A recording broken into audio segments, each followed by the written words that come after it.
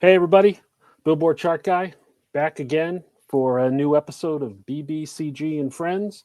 And I'm happy to have 207 Tuna joining me this week. Tuna, how are you?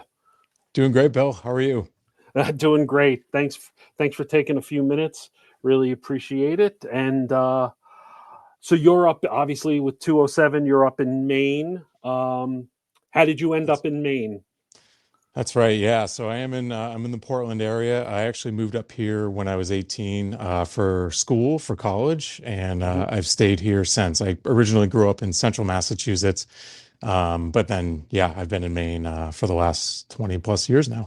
Oh, that's great. That's great. I have limited knowledge about Maine. Originally from New York, moved to New Hampshire 20 years ago. I think I've gotten as far north as Portland once, but I haven't gone much beyond that. But love the coast. It's very cool. The water never gets warm, but it's a very cool coastline for sure. Maine's a Um, great state, as Kirk always says, and there are some Mainers who will say that Maine doesn't really start until you get north of Portland, but there's a lot of gems in the southern half of the state worth exploring. So, um, Okay. Okay. I know that's similar to in New York. We're going way off topic here, but a lot of people who live on Long Island call Westchester County, which is the county just above the Bronx, upstate. And when there's, obviously there's Buffalo and Syracuse and Albany and a lot more to go. all of that. Yeah, a lot more. So Tuna, give me your story. Tell me about your musical history, some of your influences as a kid, and let's start there. Sounds good. Yeah. So, just for context setting, I'm 40 years old. So, I was born in 1985, just to use that as a frame of reference. Got it. My early musical memories include music being played around the house. My folks had a ton of vinyl records. First one that I can really recall hearing, Billy Joel. They had several of his records. This is probably early 90s. I was 7 or 8 years old. I can remember distinctly hearing, I think it was Innocent Man, Uptown Girls and For the Longest Time and songs Mhm. like that on the record player. Right. Most of the records my parents had were 70s and 80s records. I grew up and they split up when I was 18 years old. And I never really asked about the record collection. I just assumed that one of my parents had taken it. I never really saw it around my mom's house. I never had any interest in finding it really. Their music was digital at that point. Right. Um, and vinyl has kind of had a rebirth here in the last several years. And back in 2018, I was looking around my mom's house and I actually found in the original cabinet that it was stored in all their old records from 20 plus years ago, which was a real joy. I don't think I would have appreciated some of the music they had in there back when I was 18, 19 years old. Right. So I'm glad I found it when I did. So lots of Steely Dan, Talking Heads, Eagles, Marshall Tucker, In Excess, Robert Palmer, Atlanta Rhythm Section, and one Bruce album, Darkness on the Edge of Town.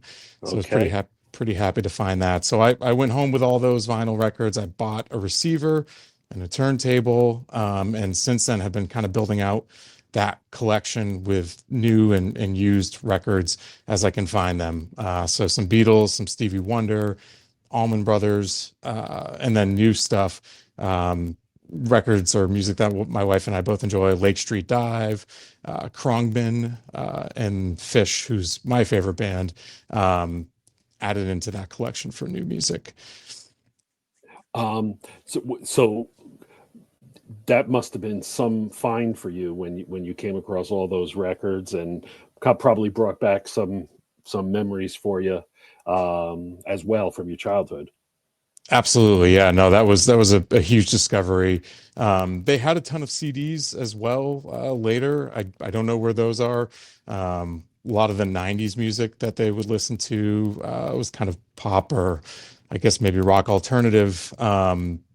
I think they must have had Columbia House because just the volume of CDs. Right. So a A lot lot of those. of yeah, yeah. It's the only way you can amass that amount. Um, some one-hit wonder stuff like the Bodines and Collective Soul. Mhm. There were some Dave Matthews Band CDs that I remember. Tower of Power was another name, but you can kind of get an idea there. So between the vinyl and the CDs, I had lots of music in my upbringing.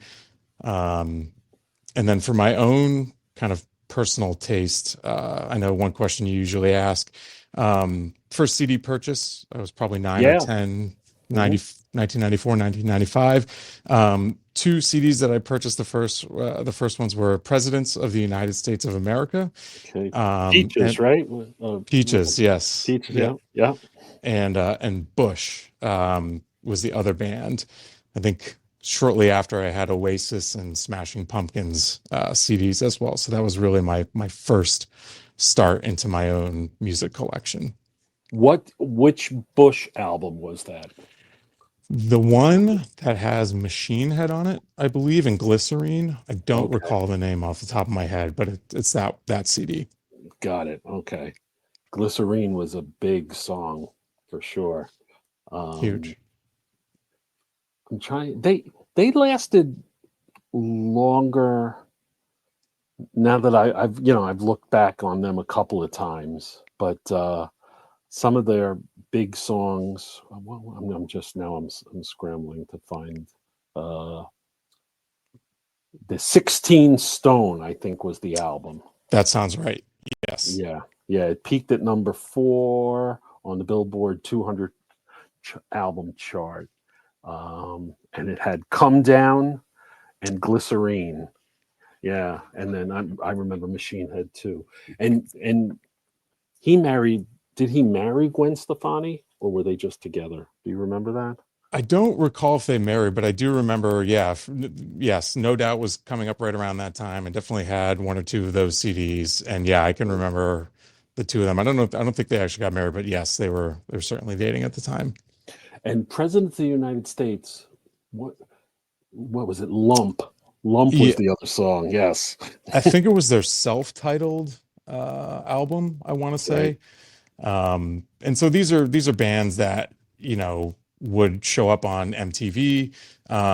Certainly that was a big influence. That was kind of MTV had gotten bigger in the 80s and early 90s, and they hadn't quite transitioned to reality TV era Right. yet, or even full on pop yet. So that was a pretty good place for me to find musical interests at the time, being Yeah. 9 or 10 years old.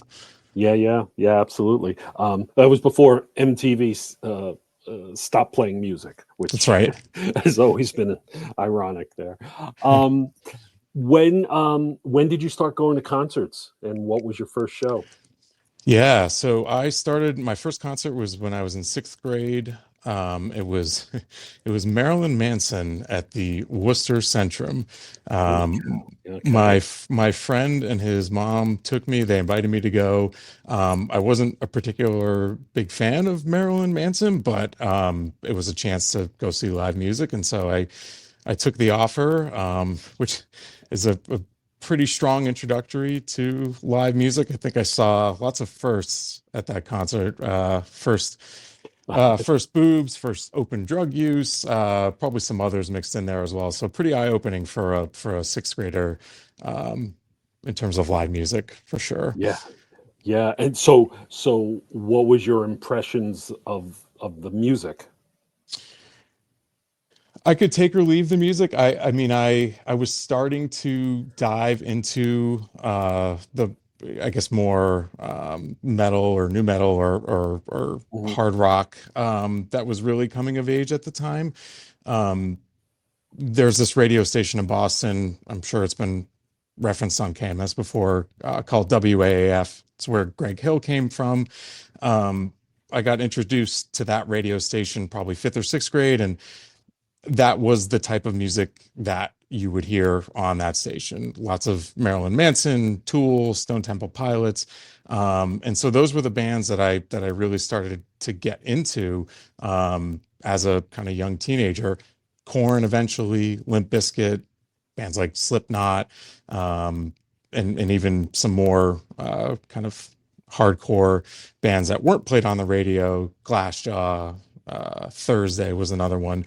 So that was really that between that concert and WAF, that was really my what I latched onto first in terms of genre. And it made sense being a angsty teenager. Right. It was a good outlet for all the emotions at that age. Yeah. Um, yeah, that's a period that, I missed. Um, I had kind of, I don't know what the word is, but I just didn't get a lot of that new metal music at all. So I took a right hand turn when you made the left, That's right. and I missed that completely. What was your most recent concert? Is it Fish? No, it actually I did see Fish this summer. Twice. The most recent concert that I saw was actually last Thursday at a venue called the Stone Mountain Center for the Arts. It's a tiny barn venue in Brownfield, Maine, and I saw this band called Spafford. Probably definitely my other favorite band. Much smaller of a following than Fish, obviously. But that was the most recent show that I saw.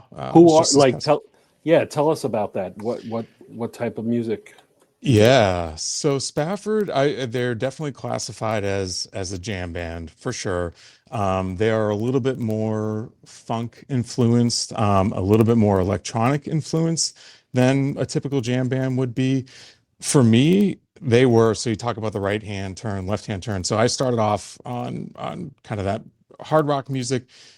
Later on in high school, I kind of mellowed out a little bit more and started getting into bands more classic rock, and then of course bands like Fish. A friend of mine had an older brother who introduced us to it, and then I actually found one of Fish's live CDs in my dad's collection and kind of stole that, and I never really looked back at that point. And so Spafford is for me, the perfect band because they blend some of that hardcore metal rock that I started with very young, and the more laid back jam band stuff that I became a fan of later on in life. So they're like right in the middle of both of those. So I really enjoy seeing them. They're cheap too, 25, $30 at most for one of their shows. And Right. they tour pretty much all year round. They are on the road almost always. So they're very accessible, very inexpensive. Certainly not for everybody, but worth the 25, $30 if they're playing in your town. Yeah. So, do they have a part of the country that they're more popular in than, or do they span across the country? Yeah, they tour nationally. They started off in Arizona, and it took them several years to kind of break out from that. So that's where they were certainly most popular first. But now they tour nationally. All of their live shows are up on nugs.net, which I think I heard Hmm. you reference at one point that you have. Yeah. Yep. Great app for live music lovers. So yeah, so they've kind of spread their wings since getting started in the Southwest. Yeah. I just actually clicked on their website. I see they're going to be back in Portland uh, in October. Oh yeah, that's not my Portland. Unfortunately, that's Oh, that's Portland, Oregon. Never mind. Oh yeah. my gosh. I Okay. got excited for a second there, but No, no. yeah, no. Misinformation. That's what I've been doing lately, giving out misinformation. I, But that's another story. yeah. Um, so tell me about Fish. How did you get hooked up into their music and their scene? Yeah, so like I mentioned, I found that live disc in my dad's collection, and that got put into my CD player in my car when I was 16, and it really never left the CD player. It was on repeat constantly.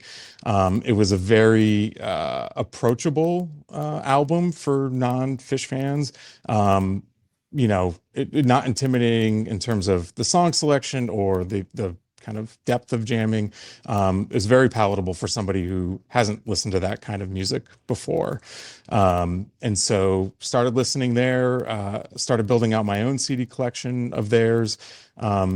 I heard Pat from Amesbury on the latest recording say that, Pearl Jam has all of their recordings out there in one shape or another. Fish is the same way. You can Yeah. access any of their live shows over the past 40 years. They're all out there. So it was, again, very accessible to new fans to go and dive in and listen to all these different periods of from their history. First show I saw of Fish was 2003 at the Worcester Centrum. I was 17 years old, and I've been hooked ever since. Do you find that there's a lot of crossover between Fish fans and Grateful Dead fans? There's definitely some. I think a lot of what you see is a difference of age. So I grew up at a time when, I started listening to music. Jerry had already died. The Yes. Dead were done touring. So that, if I had been born 5, 10 years earlier, I probably would have been more into the Grateful Dead. There's absolutely some overlap, but I think a lot of the differentiation you see between the two fan groups is really generational. Okay. I know Trey, pays a lot of homage to the Dead. I saw him. Didn't he come out in San Francisco a couple of weeks ago and play with Dead and Company? He did, yeah. I think he opened up his band, Trey Anastasio Band, I think opened up the last night of that Golden Gate celebration. And then Right. Trey came on stage and sat in with them for a couple songs. He also played with them in 2015 when they did the Grateful Dead 50 celebration in San Francisco and Chicago. He was on stage for all those shows, kind of filling in the Jerry role. Right. That was before John Mayer hooked up with those guys. Is that correct? Yes, yeah, or they were just forming up. Yeah, he wasn't in the position he's in now to be able to step up on stage for that. And does your fandom expand to like Trey's solo work and non-Fish recordings? Definitely. Yeah, no, I think Trey is a generational artist. He's incredible, just as a guitarist, one, but also as a composer. He's played with symphony orchestras all over the country. He does acoustic tours. He's got his own band, and I'm a fan of all of it. I think he's incredible, and I can't get enough of what he puts out there. Yeah, Trey Anastasio Band is definitely one of the other ones that I've seen quite a few times. And one more question on Fish. Is the lineup still the original group, or has people shifted in and out over the years? Yeah, they've been unchanged. I think they had an original member who left in like 1985, but pretty much since 1985, they have had the same four people in the band every show. I That's think amazing. I don't think they could swap one out and continue on. I don't think it's transferable. Each musician in the band is on their own right an absolute all-star, and I don't think you can replace them and still get the same kind of magic that you get with Mhm. Fish. Being a New Yorker or a former New Yorker, I'm aware of this. I know a lot of years they did the Baker's Dozen at the Garden. Did you ever Mm-hmm. get to any of those shows? I didn't make it down to the Baker's Dozen. I have seen them at MSG twice in 2022 or 23. I can't remember which year. I did, yeah. I missed those Baker Dozen shows. Just wasn't able to get down there. But yeah, 13 nights, no repeats. And in that venue, that is an incredible place to see music, the sound, the atmosphere, all of it. That's easily one of my favorite venues that I've ever been in. Yeah, it's incredible. And apparently that they about 10 years ago they did a renovation of the garden, and they made the sound system a priority. So the acoustics are apparently even better than they used to be, and they were always great. So Mm. very cool. Um, so let me ask you this. So I was perusing your Twitter feed, and I noticed you're very much into weather observations. Is that like your career, or is that a hobby, or what's going on, Tuna, with your Yeah, weather observations? that's funny. Yeah, it's you're completely accurate. It's a hobby. I basically joined Twitter for Kirk back in, I don't know, 2016, 2017. Mhm. Was because they would always reference it on Kirk and Callahan, and I wanted to be a part of that. And so I created an account and followed along, and never really created any content of my own. And during the pandemic, I started collecting my own data on weather, more so than I had in the past. It's a huge interest of mine. I like data, I like stats. I like live music stats. I like weather stats. But yeah, so I started posting some stuff about my stats and photographs and things of that nature. Okay. Yeah, that's kind of the history there. No, it's very cool. It's very cool. Because I'm kind of a weather geek too, but not to that extent. I mean, I'm always my wife just asks me like, "What's the weather tomorrow? What's the weather next Saturday?" And I'm like, "You could look at your phone too, but okay, I'll look at my phone and tell you." But I'm into it as well. So based on your interest of weather, I wanted to ask you, Tuna, Mr. Mhm. Tuna, if I may, why don't you give me your top three weather songs? Ooh, gosh. Rain, snow, heat. You got a Yeah. couple of things you could throw out our way. Yeah, I got a couple. That's not that I thought the direction you were going to head with that was weather influenced concerts, Oh, which is I have a few answers for that, but weather related songs. Let me think. Let's see. I would say there's a Trey Anastasio song called "A Case of Ice and Snow" okay. that I really like. Grateful Dead. Oh my gosh. And now I've conflated it with the Trey song. Um, Cold Wind and Rain? No. Mm-hmm. Uh, is that a Dead song? I might Yeah, be. I don't know if Box of Rain, certainly. Box of Um, Rain sure is. Yeah. yeah. I have to think. Number three. Gosh, there's so much. I don't have one, but I will say that there is, and this is one of the things that I do really enjoy about Fish. I understand they're not for everybody, but there is a lot of um, symbolism and a lot of painting of a picture with their lyrics of nature and weather, not in a literal sense. Usually it's metaphorical, but I kind of enjoy that aspect of listening to their music as well. There's usually some subtle tie in there, um, which is always fun for me. Right. So let me take a step back. So you said you're into data and you're into statistics. Am I safe to assume that you have a spreadsheet on your laptop with your fish uh, playlists, songs you've seen live?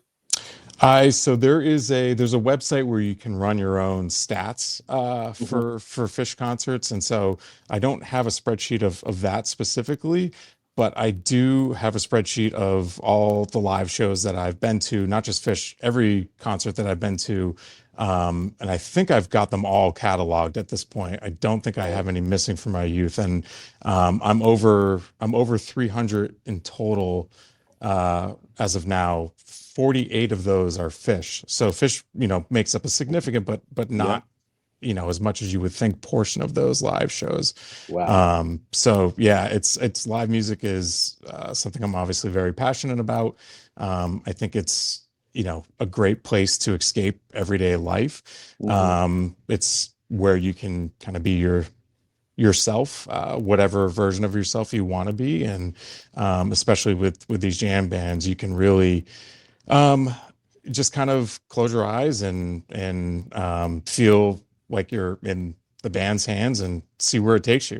Good place to talk to yourself, to talk to, I don't know, whoever, talk to God, whoever.